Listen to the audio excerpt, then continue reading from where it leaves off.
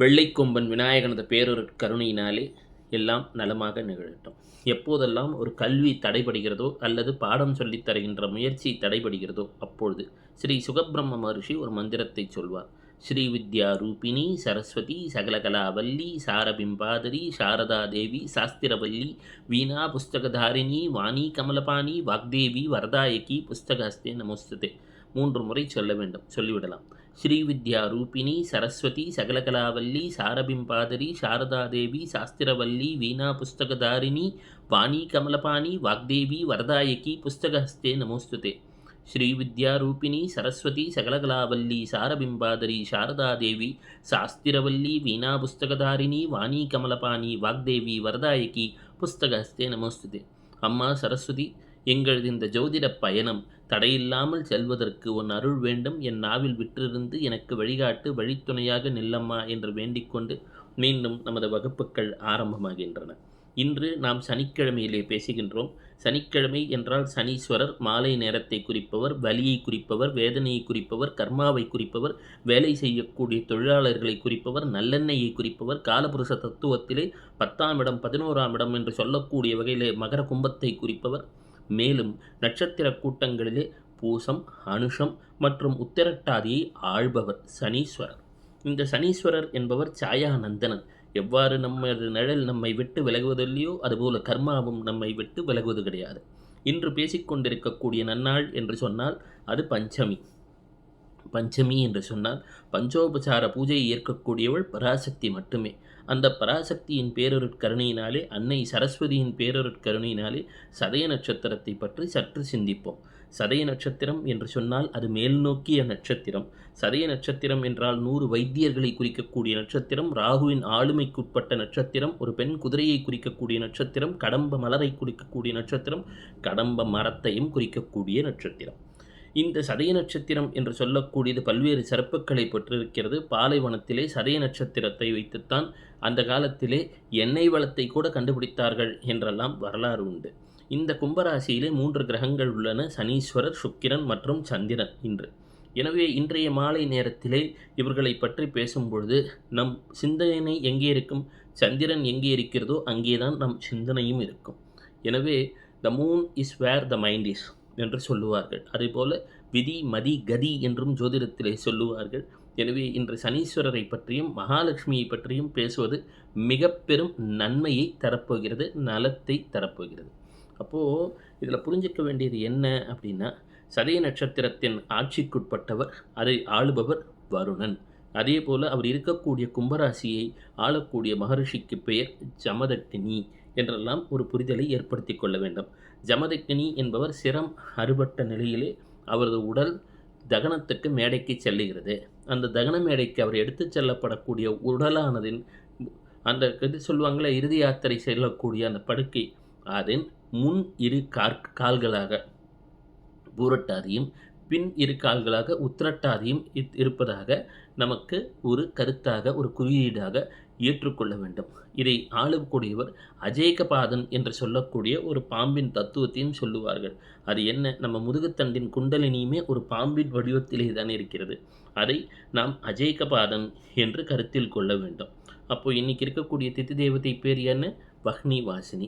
இன்று இருக்கக்கூடிய நமது சனீஸ்வரருடைய திக்கு என்ன? மேற்கு. இவருக்குரிய குணம் என்ன? குளிர்ச்சி. இவரது தாயார் பேர் என்ன? சாயானந்தனன் சனீஸ்வரன். இதெல்லாம் நம்ம தெரிஞ்சிக்க வேண்டிய அடிப்படை கருத்துக்கள். சனீஸ்வரருக்கு இருக்கக்கூடியது என்ன? காகம். இதையும் நம்ம புரிஞ்சுக்கணும். அப்போ சனீஸ்வரர் என்றாலே பொதுவாக கஷ்டத்தை தருவார், கொடுமையை தருவார்னா மேலோட்டமாக புரிதல் கூடாது. இது எவ்வாறுன்னா, விஷ்டீகரணம் என்று சொல்லிவிட்டால் பத்திரைக்கரணம் கோழின்னு ஒரு விளக்கம் தரும். ஆனால் உண்மையாகவே வடமொழியில் என்ன சொல்லியிருக்கிறான் என்றால், விஷ்டீகரணம் என்று சொன்னால் ஒரு வினோதமான விலங்கோட டிஸ்கிரிப்ஷன் வரும். கழுதையின் முகம் கொண்டு 7 கரம் கொண்டு ஒரு நீண்ட வாளுடன் இருப்பதாகவும், ஒவ்வொரு விஷ்டீகரணத்திற்கும் பேர் மாறுபடும் என்றெல்லாம் உண்டு. கரணம் என்று சொன்னாலே பொதுவாக சொல்லக்கூடியது 11 கரணங்கள். இதை 11 விலங்குடன் அடையாளப்படுத்தி விடலாம் என்று நானே கூட பல இடத்திலே பேசியிருக்கிறேன்.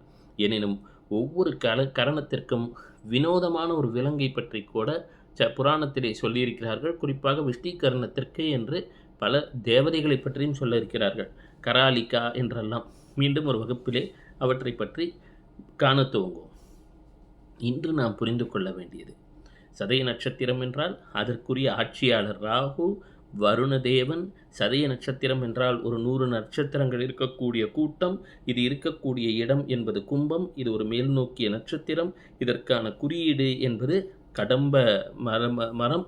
இதற்கான வாக்கியம் என்பது கோசா சீசு என்ற வார்த்தைகள் வரும். ஒவ்வொரு நட்சத்திரத்துக்கும் ஒரு சப்த ஒலியும் இருக்கிறது என்பதை நாம் அடிப்படையிலே புரிந்து கொள்ள வேண்டும். அதே போல இன்று என்ன சிறப்பு என்று சொன்னால், கும்பராசியிலே சந்திரன், சனீஸ்வரர் மற்றும் சுக்கிரன் இணைந்திருக்கிறார்கள். எப்பவுமே சந்திரனும் சுக்கிரனும் ஒரு ஜாதகத்திலே இணைந்திருந்தாலோ அல்லது கோச்சாரத்தில் இணைந்திருந்தாலோ அன்று மகாலட்சுமி வழிபாட்டை செய்தால் அது ரஷ்மி யோகம் என்ற ஒரு யோகத்தை நமக்கு ஏற்படுத்தி தந்துவிடும். ஒருவனுக்கு ஜாதகத்தில் எந்த யோகமுமே இல்லை அப்படின்னு சொன்னாலும் மகாலட்சுமிக்கு உரியதான சந்திரனும் சுக்கிரனும் சேரக்கூடிய நன்னாளிலே லக்னத்திலிருந்து 4வதாக இருந்தால் இன்னும் சிறப்பு. அவ்வாறு இல்லைனாலும் பரவாயில்ல, மகாலட்சுமி வழிபாட்டை தவறாது செய்துவிட்டால் மிக பெரும் சிறப்புகள் ஏற்பட துவங்கும். அதே போல் ஏதோ ஒரு கல்வியின் பயணத்திலே ஏதோ ஒரு தடங்கள் வந்துவிட்டால் அந்த தடங்கள் விணுக வேண்டும் என்றால், அடியேன் இன்னைக்கு சரஸ்வதி மந்திரம் சொன்னேன் அல்லவா, ஸ்ரீ வித்யாரூபிணி சரஸ்வதி சகலகலாவல்லி சாரபிம்பாதிரி சாரதாதேவி சாஸ்திரவல்லி வீணா புஸ்தகதாரிணி வாணி கமலபாணி வாக்தேவி வரதாயகி புஸ்தகஹஸ்தே நமோஸ்துதே என்று சொல்லக்கூடிய வகையிலே அந்த பராசக்தியினை தியானம் செய்ய துவங்கிவிட்டால் மீண்டும் அதிவேகத்திலே நாவிலே அமர்ந்து நாம் கேட்கக்கூடிய கருத்தினை உள்ளத்திலே தெளிவாக எடுத்துரைத்து நமக்கு ஒரு பெரிய ஏற்றத்தை, மாற்றத்தை, முன்னேற்றத்தை தந்து விடுவார். இப்போ யோசிக்க வேண்டியது, ரிஷபராசியிலே குரு இருக்கிறார். அந்த குருவானவர் கேதுவை 5ஆம் பார்வையாக பார்த்து கொண்டிருக்கிறார். இது போன்ற நேரங்களிலே அது சில வகையான பொருளாதார நிலைகளிலே சிக்கல்களை தரலாம். செவ்வாயும் தற்போது நீச்சமாக கோச்சாரத்திலே கடகத்திலே இருக்கிறார். இது போன்ற காலகட்டங்களிலே இறை வழிபாடு என்பது இன்றியமையாததாக இருக்கிறது. கல்வியின் தேடல்களிலே சில தடைகள் வரலாம். அந்த தடைகளை உடைத்தெறிவதற்காக சரஸ்வதியின் வழிபாட்டை தவறாது செய்ய வேண்டும். எனவே எப்பொழுதெல்லாம் நேரம் கிடைக்கிறதோ அப்பொழுதெல்லாம் சரஸ்வதி தேவியின் வழிபாட்டை செய்துவிடுவோம். அஸ்வினி நட்சத்திரம் என்பது சரஸ்வதியின் ஜன்ம நட்சத்திரம். அவளது மற்றொரு ஆளுமைக்குட்பட்ட நட்சத்திரம் சரஸ்வாதி என்று சொல்லக்கூடிய வகையிலே உள்ள சுவாதி நட்சத்திரம்.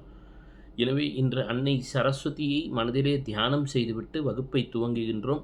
மீண்டும் நமது பயணத்தை தொடர வைப்பது அந்த அன்னை சரஸ்வதியின் பெரும் கருணை கடாட்சம். மீண்டும் நாளை சந்திப்போம்.